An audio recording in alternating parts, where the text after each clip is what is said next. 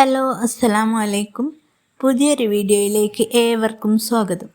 ഇന്നത്തെ വീഡിയോ എന്താണെന്ന് വെച്ചാൽ കോഴികൾക്ക് വരുന്ന ഒരു പ്രധാനപ്പെട്ട അസുഖത്തെക്കുറിച്ചാണ് കേട്ടോ. ഈ ആഴ്ചയിൽ തന്നെ 3-4 പേര് ഈ അസുഖം വന്നിട്ട് എന്ത് ചെയ്യണമെന്ന് അന്വേഷിച്ച് വിളിച്ചിരുന്നു. അപ്പോൾ അതിനെക്കുറിച്ചൊരു വീഡിയോ ചെയ്യാമെന്ന് വെച്ചു. അപ്പോൾ നേരെ വീഡിയോയിലേക്ക് പോവാം.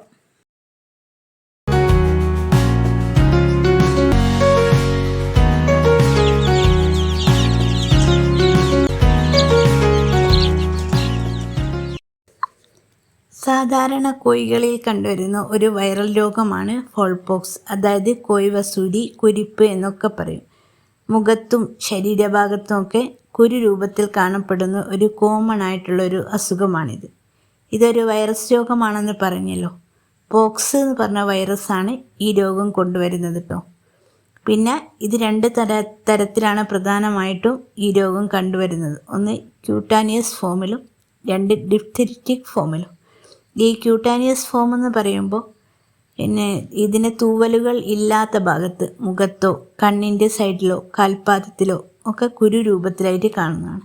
ഈ ഡിഫ്തെരിറ്റിക് ഫോം എന്ന് പറയുമ്പോൾ വായ്ക്കകത്ത് പുണ്ണ് പോലെ പൊന്തിയ ശേഷം മുഖത്തേക്ക് വ്യാപിക്കുന്ന ഒരവസ്ഥയാണ്. ഇതിന് ഓറൽ കാവിറ്റി എന്നും പറയും. പിന്നെ ഇത് കണ്ണിനെ മാത്രം കേന്ദ്രീകരിച്ച് കണ്ണിന് ചുറ്റും ഉണ്ടായതിന് ശേഷം കണ്ണിൽക്ക് നീരൊക്കെ ഇറങ്ങി കണ്ണൊക്കെ മൂടിപ്പോകുന്നൊരവസ്ഥയിലേക്ക് എത്തും. ഈ അവസ്ഥയാണ് നമ്മൾ പ്രത്യേകം ശ്രദ്ധിക്കേണ്ടത്. പിന്നെ തുടക്കത്തിൽ തന്നെ അതിന് വേണ്ട മരുന്നൊക്കെ ചെയ്തില്ലെങ്കിൽ കണ്ണിൽക്ക് ഇൻഫെക്ഷനൊക്കെ ആയിട്ട് കണ്ണ് പഴുക്കാനും കോഴി ചത്തു പോകാനൊക്കെ സാധ്യതയുണ്ട്. പിന്നെ മറ്റ് വൈറസ് രോഗവുമായിട്ട് കമ്പയർ ചെയ്ത് നോക്കുമ്പോൾ ഈ രോഗത്തിന് മരണനിരക്ക് വളരെ കുറവാണ്.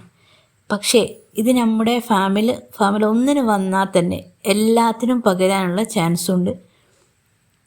മെയിനായിട്ട് ഇത് കൊതുകാണ് ഈ വൈറസിൻ്റെ വാഹകരെന്ന് പറയുന്നത്. പിന്നെ വായുവിൽ കൂടെയും കാഷ്ടത്തിൽ കൂടെയും പിന്നെ അവർക്ക് കൊടുക്കുന്ന ഫുഡിൻ്റെ അവശിഷ്ടങ്ങളിൽ കൂടെയൊക്കെ ഇത് പകരും. അപ്പോൾ അസുഖം വന്നാൽ അസുഖം കാണുന്ന കോഴികളെ എത്രയും പെട്ടെന്ന് മാറ്റിയിട്ട് ചികിത്സിക്കാനുള്ള സംവിധാനം ഉണ്ടാക്കുക എന്നുള്ളതാണ്. പിന്നെ ഇതിൻ്റെ ട്രീറ്റ്മെൻറ്റ് എന്തൊക്കെയാണെന്ന് നോക്കാം.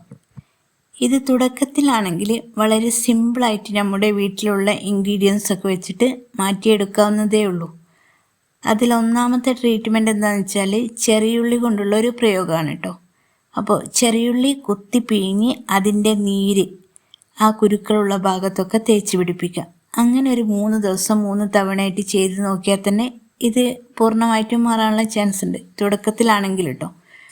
പിന്നെ രണ്ടാമത്തെ ഒരു കാര്യം എന്ന് വെച്ചാൽ ചെറിയുള്ളിയും പച്ചമഞ്ഞളും വേപ്പിലേ ഇത് 3ഉം കൂടി അരച്ച് തേക്കുക. കുരുള്ള ഭാഗത്തൊക്കെ നന്നായിട്ട് തേച്ച് പിടിപ്പിക്കുക. പിന്നെ കുറച്ച് ഉള്ളിലും കൊടുക്കുക. ഉള്ളിൽ കൊടുക്കുന്നത് ഇതിൻ്റെ നീര് കൊടുത്താലും മതി, അല്ലെങ്കിൽ ഇത് ഉരുട്ടി അരച്ചതില്ലേ അത് ഉരുട്ടി ഗുളിക രൂപത്തിൽ കഴിക്കാൻ കൊടുത്താലും മതി.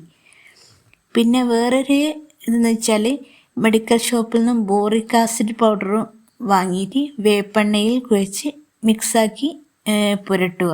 കുരുള്ള ഭാഗത്തൊക്കെ പുരട്ടുക. അങ്ങനെയും ചെയ്യാറുണ്ട്. പിന്നെ ഹോമിയോയിലും ഇതിന് ഫലപ്രദമായിട്ടുള്ളൊരു മരുന്നുണ്ട്. അധികം ആൾക്കാരും ഇതാണ് ഉപയോഗിക്കുന്നത്. തുജ എന്ന് പറഞ്ഞൊരു ഓയിൽമെൻറ്റും അതിൻ്റെ തന്നെ ലിക്വിഡും. ഈ ലിക്വിഡ് തുള്ളി മരുന്ന് 3 തുള്ളി വീതം 6 തുള്ളി വെള്ളത്തിൽ മിക്സ് ചെയ്ത് 2 നേരം കൊടുക്കുക.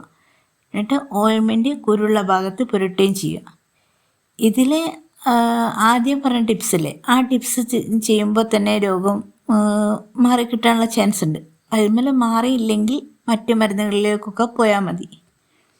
പിന്നെ ഇതൊക്കെ ഉപയോഗിക്കുന്നതിന് മുമ്പായിട്ട് അസുഖമുള്ള ഭാഗത്ത് നന്നായിട്ട് ക്ലീൻ ചെയ്യണം.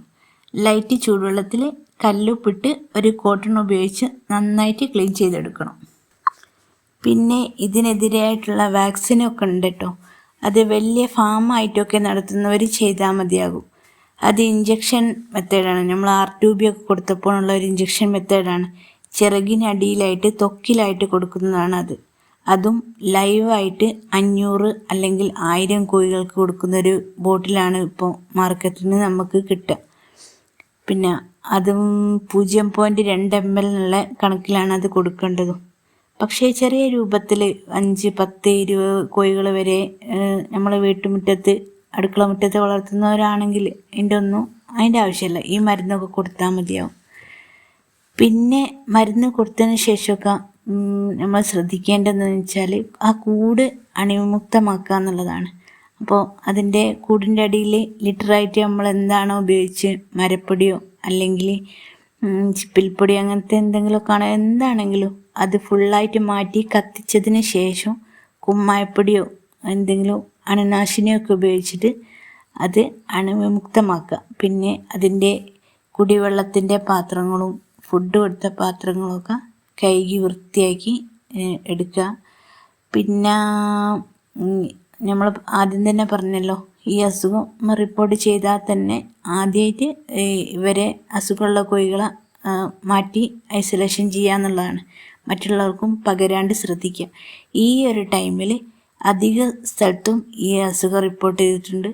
അപ്പോൾ അതുകൊണ്ടാണ് ഇങ്ങനെ ഒരു വീഡിയോ ചെയ്തത്. എത്രയോ ആൾ ചോദിച്ചത് കൊണ്ടാണ് വീഡിയോ ചെയ്തത്, അറിയാത്തവർക്ക് വേണ്ടിയിട്ട് മാത്രമാണ്. അപ്പോൾ ഇനി ആർക്കെങ്കിലും ഉപകാരപ്പെടുകയാണെങ്കിൽ ഷെയർ ചെയ്ത് കൊടുക്കുക. പിന്നെ നിങ്ങൾക്ക് ഇഷ്ടപ്പെട്ടെങ്കിൽ ലൈക്ക് ചെയ്യാനും നിങ്ങളുടെ അഭിപ്രായങ്ങളൊക്കെ കമൻറ്റ് ചെയ്യാനും സബ്സ്ക്രൈബ് ചെയ്യാതെ കാണുന്നവരുണ്ടെങ്കിൽ സബ് ചെയ്യാനും ഒക്കെ മറക്കല്ലേ. അപ്പോൾ അടുത്തൊരു ഇൻഫർമേറ്റീവ് ആയിട്ടുള്ള വീഡിയോ ആയിട്ട് വരുന്നവരെ താങ്ക് യു ഫോർ വാച്ചിങ്.